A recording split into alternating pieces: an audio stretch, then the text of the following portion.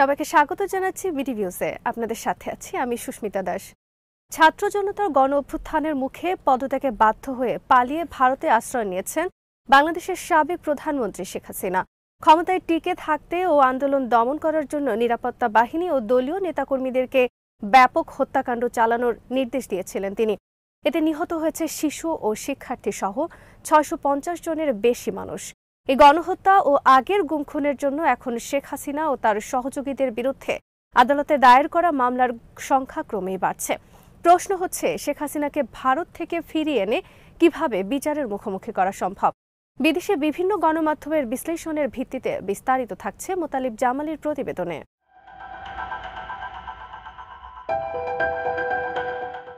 শেখ হাসিনাকে ভারত থেকে দেশে ফিরিয়ে এনে বিচারের কাঠগড়ায় দাঁড় করানোর দাবি ক্রমেই জোরালো হয়ে উঠছে। জনগণের এই দাবি সম্পর্কে অন্তর্বর্তীকালীন সরকারের পররাষ্ট্র উপদেষ্টা এম তৌহিদ হোসেন বলেছেন, সরকারের স্বরাষ্ট্র ও আইন মন্ত্রণালয় সিদ্ধান্ত নিলে এসব মামলার আসামি হিসেবে শেখ হাসিনাকে দেশে ফেরত পাঠাতে ভারতকে অনুরোধ করবে বাংলাদেশ। রয়টার্সকে দেয়া এক সাক্ষাৎকারে এসব কথা বলেছেন এম তৌহিদ হোসেন।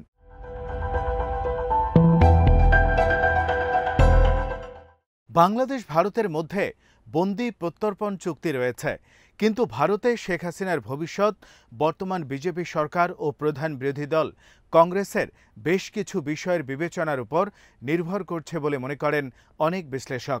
শেখ হাসিনার ব্যাপারে দিল্লির সিদ্ধান্ত কী হবে তা নির্ভর করছে বিজেপির ভূরাজনৈতিক বিচার বিশ্লেষণের উপর। অন্যদিকে কংগ্রেস ভারতের অভ্যন্তরীণ রাজনীতির গতি প্রকৃতি ও শেখ হাসিনার পরিবারের সাথে দলটির দীর্ঘদিনের বন্ধুত্বের সম্পর্কের মূল্যায়ন করেই চূড়ান্ত সিদ্ধান্ত নেবে।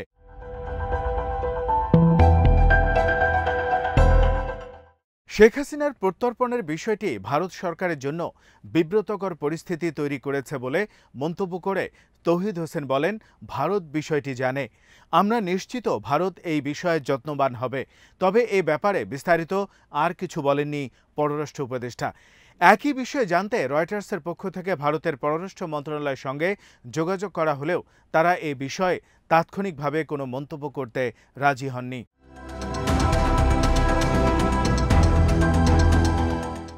শেখ হাসিনা সরকারের নাটকীয় পতনের পর বাংলাদেশের শান্তিতে নোবেল পুরস্কার বিজয়ী অর্থনীতিবিদ ড. মোহাম্মদ ইউনূসের নেতৃত্বে অন্তর্বর্তী সরকার দায়িত্ব নিয়েছে।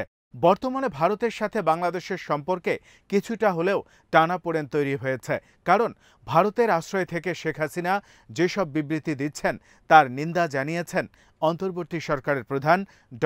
মোহাম্মদ ইউনূস।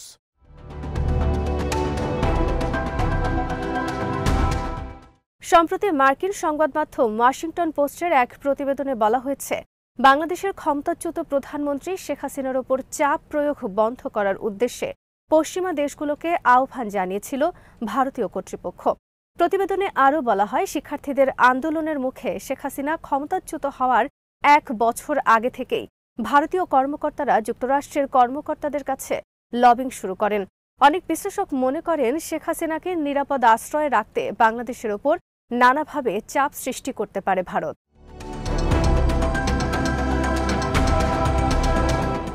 হাসিনা দেশ ছেড়ে যাওয়ার পর ভারতের পররাষ্ট্রমন্ত্রী জয়শঙ্কর ভারতীয় পার্লামেন্টে বলেছেন, খুবই সংক্ষিপ্ত সময়ের নোটিশে শেখ হাসিনা ভারতে এসেছেন। আর ভারতীয় সংবাদ মাধ্যমগুলোর খবরে বলা হয়, হাসিনা সংক্ষিপ্ত সময়ের জন্য ভারতে আশ্রয় নিতে চান, পরে তিনি অন্য কোনো দেশে চলে যাবেন। শেখ হাসিনা কতদিন ভারতে থাকবেন বা আগামীতে কোথায় যাবেন তা এখনো স্পষ্ট নয়। কিন্তু বাস্তবতা হচ্ছে, ভারতে শেখ হাসিনার আশ্রয় নেয়া নয়াদিল্লি ও ঢাকার মধ্যে সম্পর্কের ক্ষেত্রে বাধা হয়ে দাঁড়াতে পারে বলে মনে করেন অনেক বিশ্লেষক।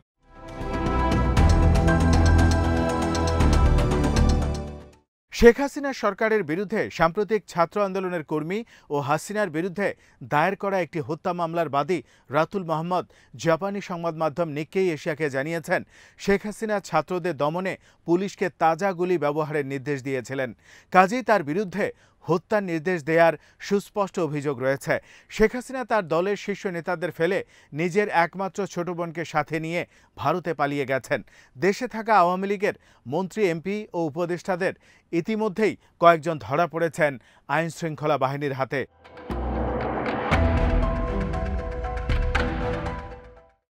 অন্তর্বর্তীকালীন সরকারের পররাষ্ট্র উপদেষ্টা এম তৌহিদ হোসেনের বক্তব্যের বরাত দিয়ে বিভিন্ন সংবাদ মাধ্যমে প্রকাশিত খবরের সূত্রে নিক্কেই এশিয়াতে একটি প্রতিবেদন প্রকাশিত হয়। এতে বলা হয়, পররাষ্ট্র উপদেষ্টা বলেছেন, হাসিনার বিরুদ্ধে বেশ কিছু মামলা দায়ের হয়েছে, যে কারণে সংশ্লিষ্ট দপ্তরের কর্মকর্তারা তাকে বাংলাদেশের কাছে প্রত্যাপন করতে ভারত সরকারের কাছে দাবি জানাতে পারেন।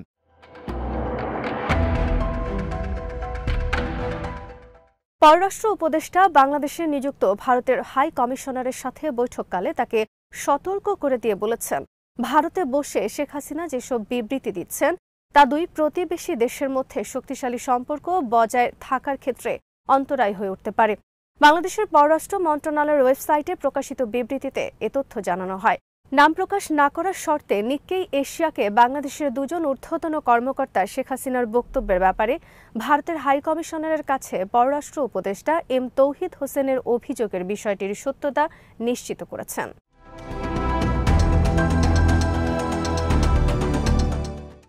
দেশ ছেড়ে পালিয়ে যাওয়ার পর শেখ হাসিনা প্রথম বক্তব্যটি তার যুক্তরাষ্ট্র প্রবাসী ছেলে জয়ের মাধ্যমে জনসম্মুখে আসে।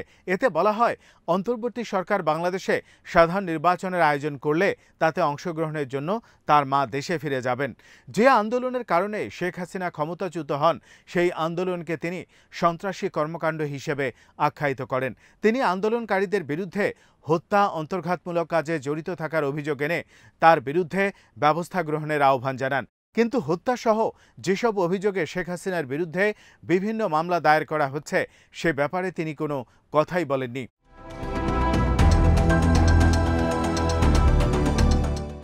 শেখ হাসিনা তার বক্তব্যে গণভবন ও শেখ মুজিব স্মৃতি জাদুঘরে হামলা ভাঙচুর করার তীব্র সমালোচনা করেন।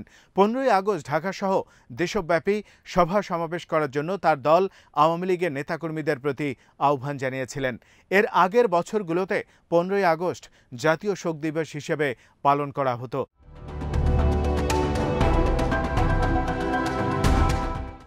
যুক্তরাষ্ট্রভিত্তিক ভূরাজনৈতিক বিশ্লেষক শফাকাত রাব্বি মনে করেন, ভারত শেখ হাসিনাকে দীর্ঘমেয়াদে আশ্রয় দেবে না, কারণ দিল্লি বর্তমানে সাবেক এই স্বৈরশাসককে ভারত বাংলাদেশের দ্বিপক্ষীয় সম্পর্কের ক্ষেত্রে একটি বিস্ফোরা হিসেবে বিবেচনা করছে।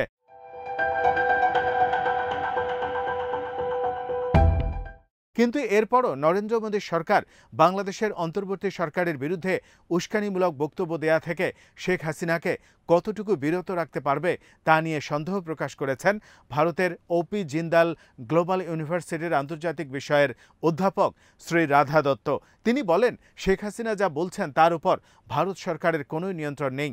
হাসিনা অন্তর্বর্তী সরকারের স্থিতিশীল হওয়ার পক্ষে কোনো কথা বলবেন এমনটা আশা করা যায় না। হাসিনাকে দুই প্রতিবেশী দেশের সম্পর্ককে নষ্ট করার সুযোগ দেয়া উচিত নয়।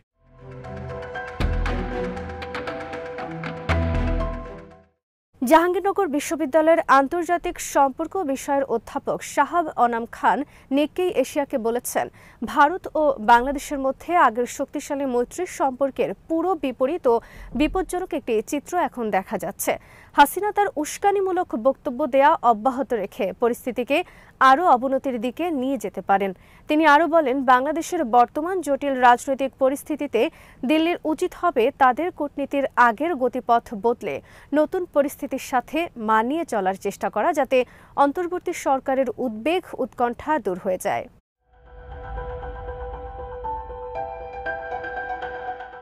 বাংলাদেশের অনেক বিশ্লেষক মনে করেন, ভারত শেখ হাসিনার পেছনে অনেক বিনিয়োগ করেছে। তার বাবার মৃত্যুর পর তাকে জার্মানি থেকে নিয়ে এসে দিল্লিতে আশ্রয় দেয়া হয়। তাকে 2008 সালে বাংলাদেশের ক্ষমতায় আনার ক্ষেত্রেও কলকাঠি নেড়েছে ভারত। বিনিময়ে বাংলাদেশ হয়ে উঠেছিল ভারতের জন্য লাভজনক এক ব্যবসায়ের কেন্দ্র।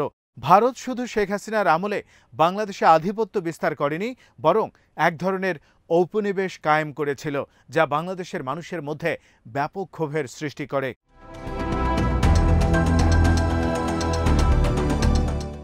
শেখ হাসিনার পতন ও পলায়নের পরিস্থিতির পেছনে ভারতের ভূমিকা কম নয়।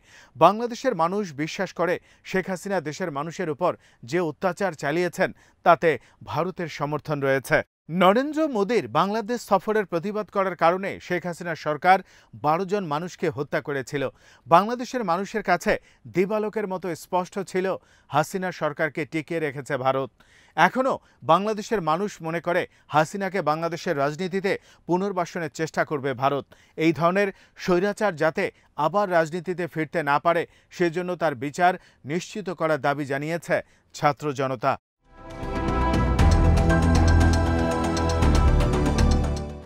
আজ এখানেই শেষ করছি।